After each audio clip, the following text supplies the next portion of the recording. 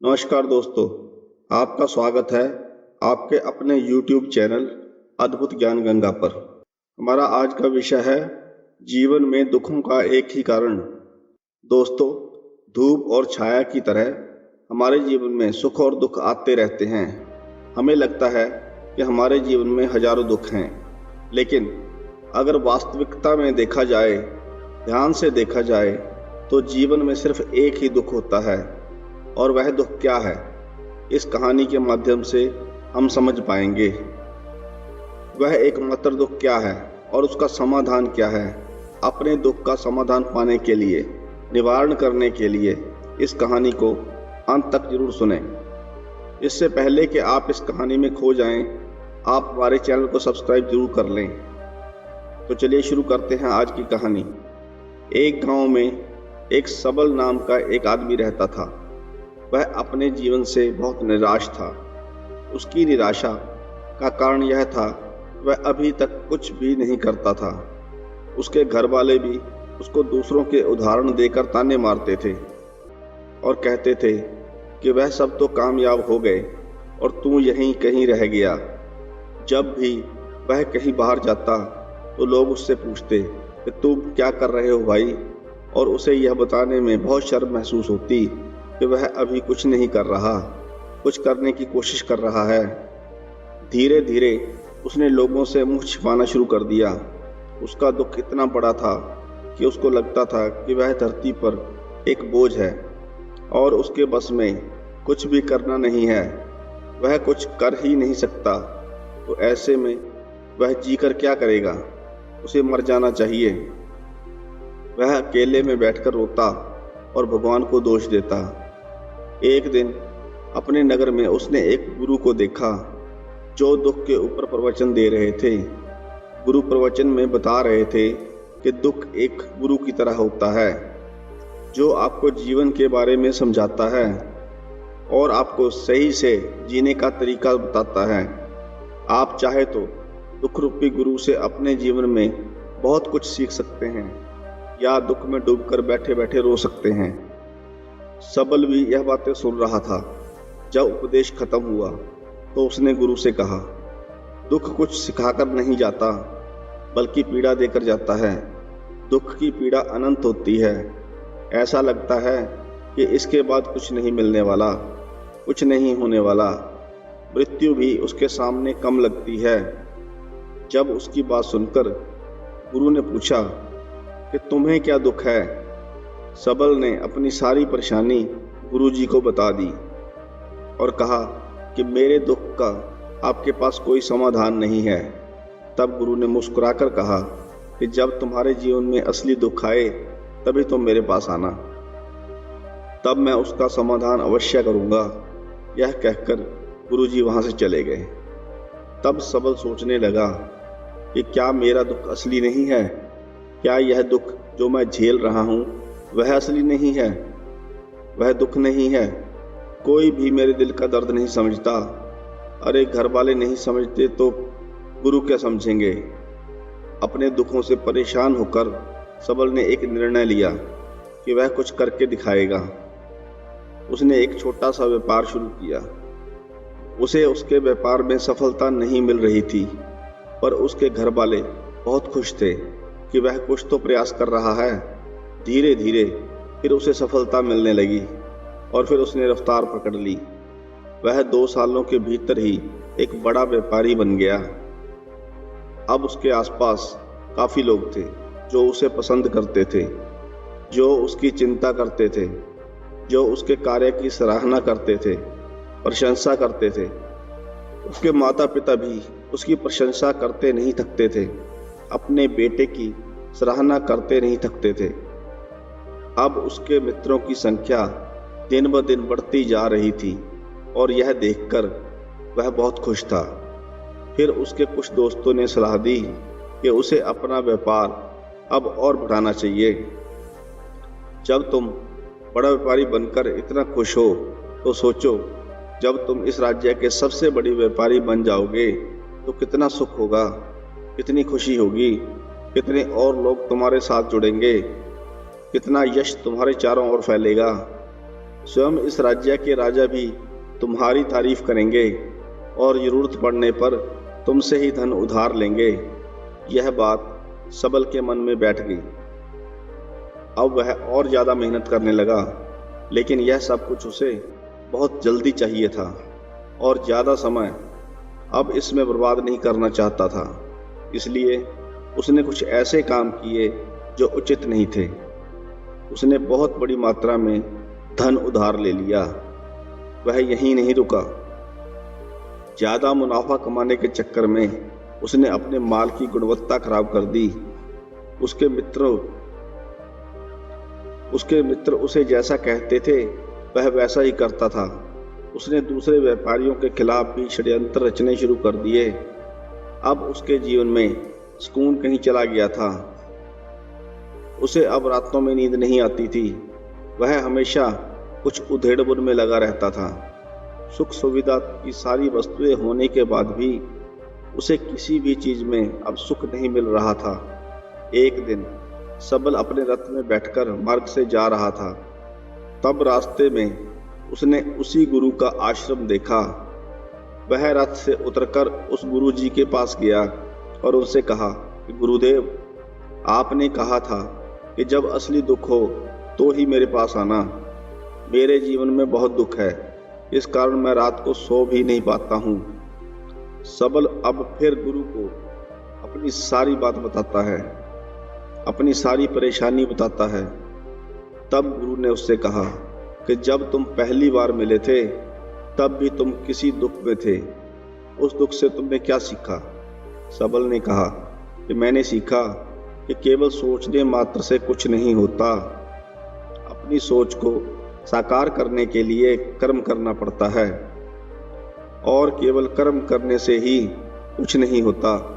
कर्म को अंतिम पड़ाव तक ले जाना आवश्यक होता है। चाहे रास्ते में कितनी भी बाधाएं आएं, कितनी भी निराशा आए, चाहे ऐसा क्यों न लगे कि अब कुछ नहीं हो सकता, तब भी यह मानकर कि जो कार्य मैं कर रहा हूँ मैं इसमें सफल होकर ही रहूँगा, कर्म करते रहना चाहिए। लोग केवल सफल आदमी को ही महत्व देते हैं।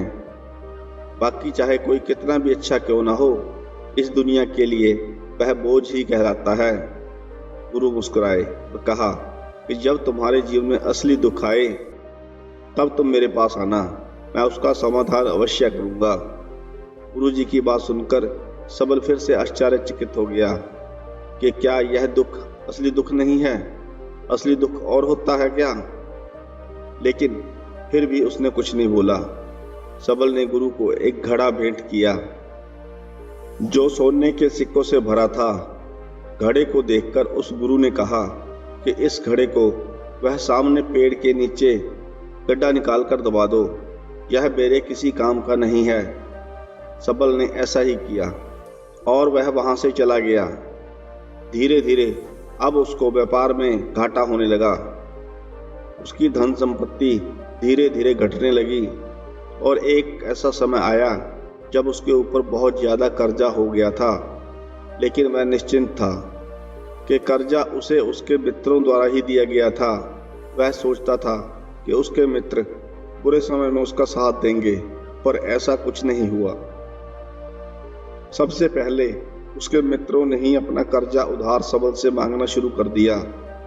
वापस ना देने पर जान से मारने तक की धमकी दी। उसके सब शुभचिंतक और उसके चाहने वाले उससे दूर होते चले गए। उसके पिता उसकी गलतियों को उसे गिनवाने लगे। उसकी सारी संपत्ति नीलाम हो गई। अब उसके पास कुछ नहीं बचा। वह सड़क पर आ गया।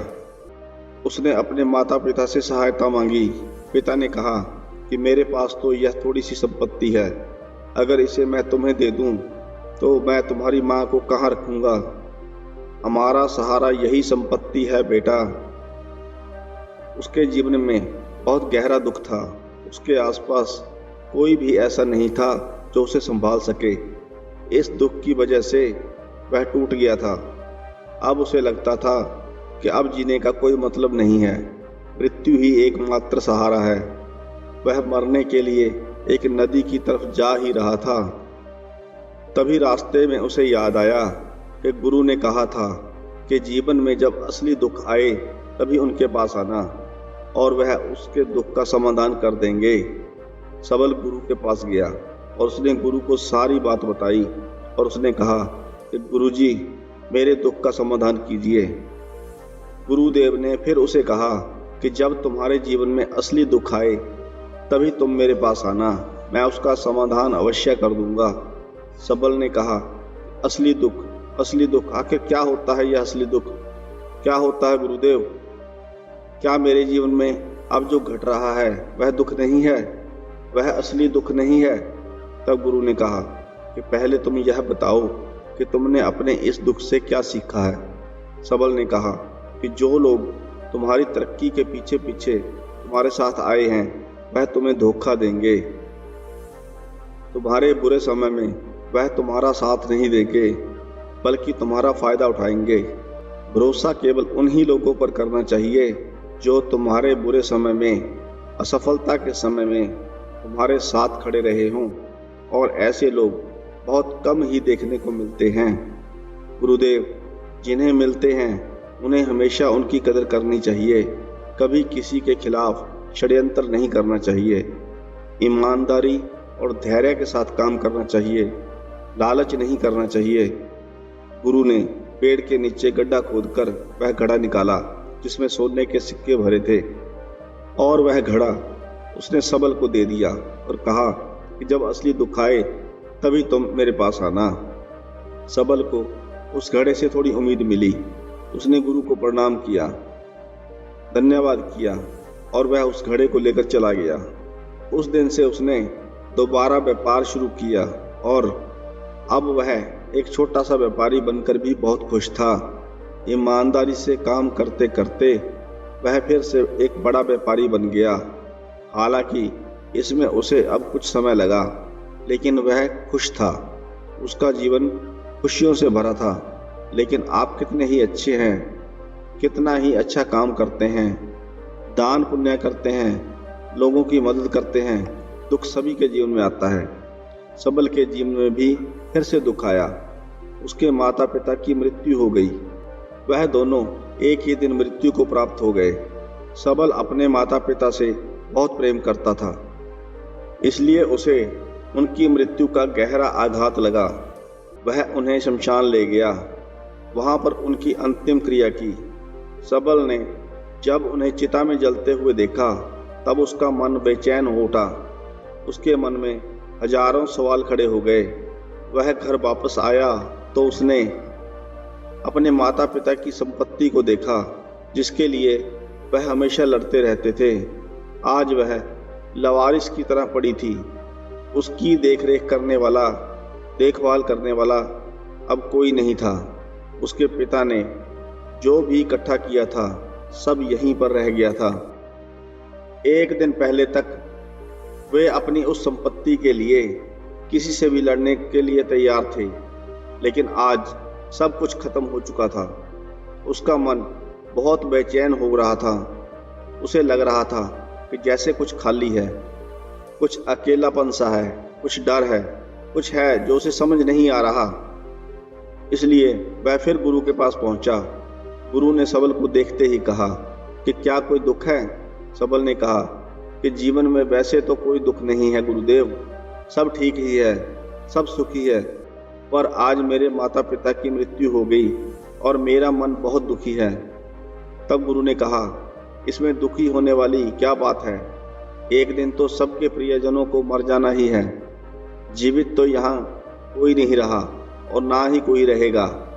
तुम भी एक दिन मर जाओगे, हो सकता है कल, या कहो आज, या कहो अभी तुम भी मर सकते हो। सबल ने कहा, गुरुदेव आप यह क्या कह रहे हैं? मैं भी मर जाऊंगा? अरे मैं तो अभी जवान हूँ। तब गुरु ने कहा कि प्यारे, इस भ्रम में मत जीना कि मृत्यु बूढ़ों को ही आती है। बूढ़ों के सामने जवान भी मर जाते हैं, बच्चे भी मर जाते हैं। मृत्यु का किसी की उम्र से कोई लेना देना नहीं है। गुरु के मुख से यह बातें सुनकर सबल वहां से चुपचाप चला गया, पर उसका मन जैसे बेचैन हो गया था। वह कुछ खालीपन सा महसूस कर रहा था। दिन रात वह अपने बारे में यही सोचता रहता कि वह क्या कर रहा है, वह क्या है, वह क्यों है, कैसे है, हम क्या हैं, हम क्या करने आए हैं यहाँ इस संसार में। क्या बस चीज़ों का उपभोग करना और मर जाना ही जीवन का असली मतलब होता है? उसे कोई जवाब नहीं मिल रहा था और उसका दुख दिन पर दिन बढ़ता ही जा रहा था। कुछ दिन बाद वह वापस उसी गुरु के पास पहुंचा और उसने आकर गुरु को सारी बात बताई। गुरु देखकर मुस्कुराए और गुरु ने कहा कि आज पहली बार तुम्हारे जीवन में असली दुख पैदा हुआ है, उत्पन्न हुआ है। वास्तव में यही है जो दुख कहलाने के लायक है। हमें पता ही नहीं है कि हम क्या कर रहे हैं, क्यों हैं, कैसे हैं, कौन हैं हम और हमें क्या करना है। सबल ने कहा, गुरुदेव मेरे दुख का समाधान कीजिए। गुरु ने कहा कि हम सब जीवन भर इकट्ठा करते रहते हैं। सबल ने कहा कि गुरुदेव सभी लोग धन संपत्ति, मान सम्मान, प्रेम, परिवार, मित्र, शत्रु, पद, प्रतिष्ठा इकट्ठा करते रहते हैं। गुरु ने कहा कि क्या इनमें से कुछ भी इकट्ठा करके हम अपने साथ ले जा सकते हैं? सबल ने कहा कि नहीं गुरुदेव, इनमें से तो कुछ भी साथ नहीं ले जा सकते। मेरे माता पिता के साथ भी कुछ नहीं गया, सब तो यहीं पर छूट गया। गुरु ने कहा, ध्यान से समझना, इस दुनिया में हमें जिस चीज़ को इकट्ठा करना चाहिए उसे हम कभी इकट्ठा करते ही नहीं। सभी चीज़ों को देखते हैं लेकिन उसे देखते ही नहीं जिसे हमें इकट्ठा करना है। वह है हम स्वयं। हमें इस दुनिया में अपने आप को इकट्ठा करना है ताकि जब हमारी मृत्यु हो तब हम एक हो सकें और अपने आप को पहचान सकें। हम बटे हुए हैं प्रेम में, नफरत में, क्रोध में, क्रूरता में, धन में, संपत्ति में, पद में, प्रतिष्ठा में, सम्मान में, पहचान में, धर्म में, जाति में, दूसरों को लूटने में और अपने आप को लुटाने में। और ऐसे ही हजारों लाखों वासनाओं में हम बटे पड़े हैं। हम टुकड़ों में जीवन जी रहे हैं। हमारी चेतना कभी भी एक नहीं हो पाती। हमारी ऊर्जा शक्ति बिखर गई है, इसलिए हमारे पास इतना भी समय नहीं है या इतनी भी शक्ति नहीं है कि हम मुड़कर अपनी ओर देख सकें। वास्तव में लोग जिंदगी भर दुख दुख कहकर चिल्लाते रहते हैं और उनका समाधान खोजते रहते हैं। उन्हें उनका समाधान कभी मिलेगा ही नहीं, क्योंकि जिन्हें वह दुख कहते हैं वह दुख है ही नहीं। इसलिए यहाँ किसी को भी कभी उनके दुख का समाधान नहीं मिलता। वह एक परिस्थिति में से छूटकर दूसरी परिस्थिति में फंस जाते हैं। जैसे वह पहली समस्या में रो पड़ते थे, वैसे ही वह दूसरी समस्या में रो पड़ते हैं। हमेशा ही एक समाधान नजर आता है, वह है मृत्यु। वह भी कोई समाधान नहीं है। इसलिए अगर इन सब का परम समाधान चाहिए तो आप अपने को इकट्ठा करो, अपनी ऊर्जा को इस संसार से बाहर खींचो, उसे एकत्रित करो और अपने ऊपर ध्यान दो। अपने पर ध्यान लगाओ। मृत्यु से पहले अपने आप को पहचान लो। ऐसे ही बिखरे हुए मत चले जाना। सबल ने कहा, तो क्या गुरुदेव हमें यह संसार छोड़ देना चाहिए? अपनी सारी इच्छाओं को मार देना चाहिए? धन संपत्ति इकट्ठी नहीं करनी चाहिए? क्या हमें यहाँ पर किसी से प्रेम नहीं करना चाहिए? गुरु ने कहा, तुमसे इच्छाएं, कामनाएं और वासना ऐसे ही निकलती हैं जैसे पहाड़ से कोई पत्थर गिर रहा हो, जिस पर पहाड़ का कोई नियंत्रण ही नहीं है सिवाय देखने के और परेशान होने के। जब तुम एकत्रित हो जाते हो तब तुम जो भी करते हो वह सब नियंत्रण में रहता है। तब इच्छाएं भी तुम्हारी इच्छा से निकलती हैं। सबल ने कहा कि गुरुदेव आपने मेरे सच्चे दुख का निवारण कर दिया है। मैं आपका बहुत आभारी हूँ। अब मैं अपने आप को एकत्रित कर लूँगा। गुरुदेव, मानव शरीर में बहुत ऊर्जा है, बहुत शक्ति है, पर वह बेकार की चीज़ों में बटकर रह गई है, व्यर्थ की चीज़ों में लगी रहती है। दोस्तों, अक्सर हम ऊपर वाले से सवाल करते हैं, कि हमारे जीवन में इतने दुख क्यों हैं। हम सभी के मन में यह सवाल उठता है और इसका जवाब है कि वह परमात्मा हमें उस परम दुख तक ले जाना चाहता है, उस सबसे बड़े दुख तक ले जाना चाहता है जहाँ पर हमें पता चल सके कि इंसानी आत्मा का असली दुख क्या है। और वह दुख है कि अपने आप को ना पहचानना, अपनी शक्तियों को ना पहचान पाना और अपने आप को इकट्ठा ना कर पाना, अपने आप पर नियंत्रण न कर पाना।